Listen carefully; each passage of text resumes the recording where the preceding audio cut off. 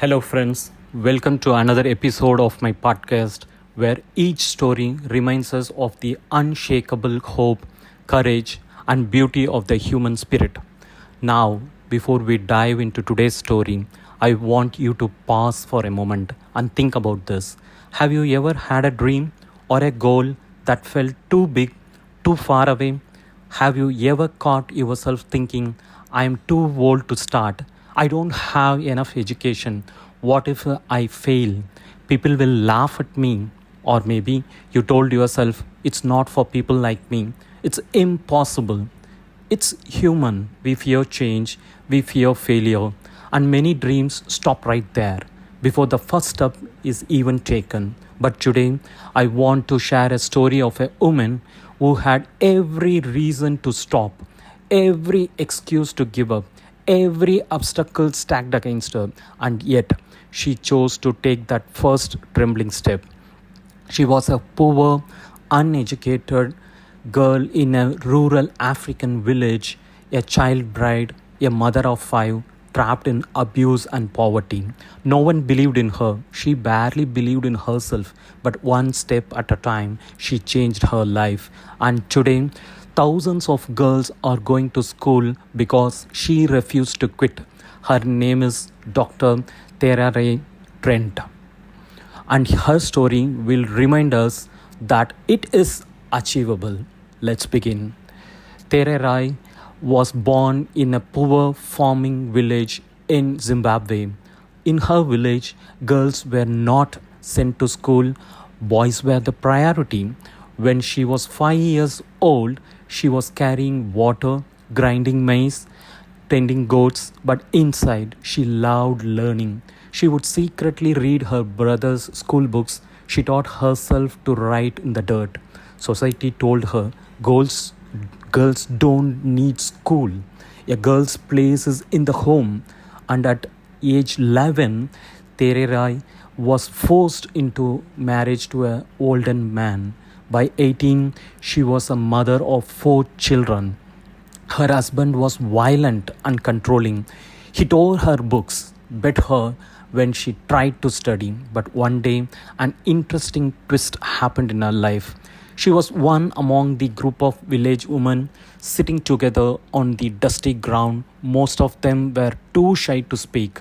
Then a woman named Jolak from Heifer International comes and asks, what are your dreams? And there is a long silence because for many of these women, dreaming just isn't something they have been allowed to do. And then Tererai stood up. Her heart is racing, her voice is shaking, and she herself said loudly, I want to go to America. I want to get a degree. And what happens? The whole room bursts out of laughing. Impossible! With 5 kids? You don't even speak English. And here is the thing, in the middle of all that laughter, one voice cuts through. Joe looks straight in the eye and says, it is achievable. And that one sentence, it sticks in Tererai's heart forever. That night, Tererai narrated the incident to her mother. Her mother said, if you believe in your dreams, my child, and work hard, they will come true. Together, by candlelight, they wrote down 5 dreams on a scrap of paper. Number 1, go to America. Number 2, earn a bachelor's degree. Number 3, earn a master's degree. Number 4, earn a PhD. And number 5, give back to the community, build schools for girls. They placed the paper in a tin can and buried it beneath a large rock near their house. A secret promise to herself. Years later, through Heifer International, her husband was selected for an agricultural exchange in Oklahoma, USA. Tererai sold everything, even her wedding bed, to buy plane tickets for herself and her 5 children. She landed in Oklahoma with no English, no money, no support. The abuse continued by her husband constantly saying, you will never succeed, you are wasting your time. And now imagine this, you are in a brand new country, you barely speak the language, you have got 5 little kids to raise all by yourself, and every single day is a fight for survival. For Tererai, her days look like this: 5 a.m., get up before dawn, making breakfast, getting the kids ready. In the morning, dropping them off at school, rushing straight to her own college classes. In the afternoon, scrubbing floors, washing dishes, cleaning houses, whatever job she could find to earn a few dollars. And in the evenings, back home, helping the kids with homework, cooking dinner, doing laundry. And when the house finally got quiet, that's when she would open her books and study.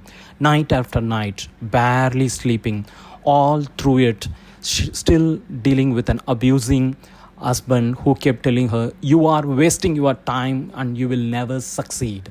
And it didn't stop there. Even at work, she faced open disrespect. Cleaning bosses mocked her ascent. Some refused to pay her. One even told her to the face, "You people should be graceful for what you get."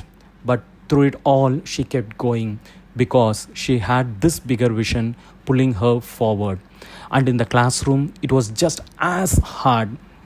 She could barely understand the lectures at first, failed at her first max quiz, failed at her English paper with a teacher writing, "Do you even understand this assignment?" And when it came time to give her first oral presentation, she froze, couldn't get a word out, ran out of the room in tears. She felt humiliated, alone.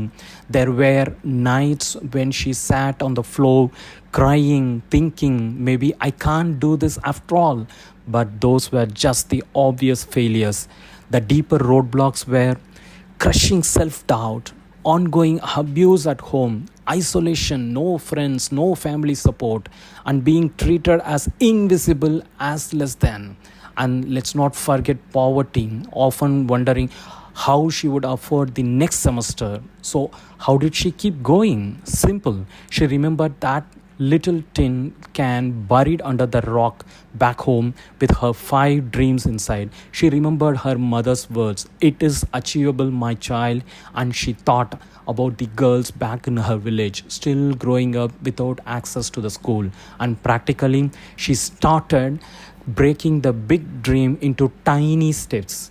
She borrowed the children's books to teach herself better English. She made flashcards for new words and concepts. She recorded her lectures and listened to them while scrubbing the floors. And she kept a failure journal, writing down what she learned from each mistake.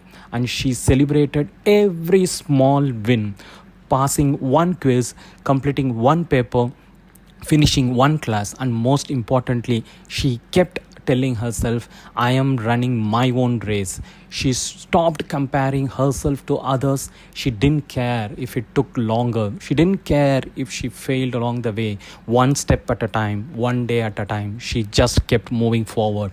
After years of grit, she completed her bachelor's degree with honors, and then the master's degree, and finally the PhD in education from the Western Michigan University. Eventually, she found the strength to divorce her abusive husband. She raised her 5 children as a single mother.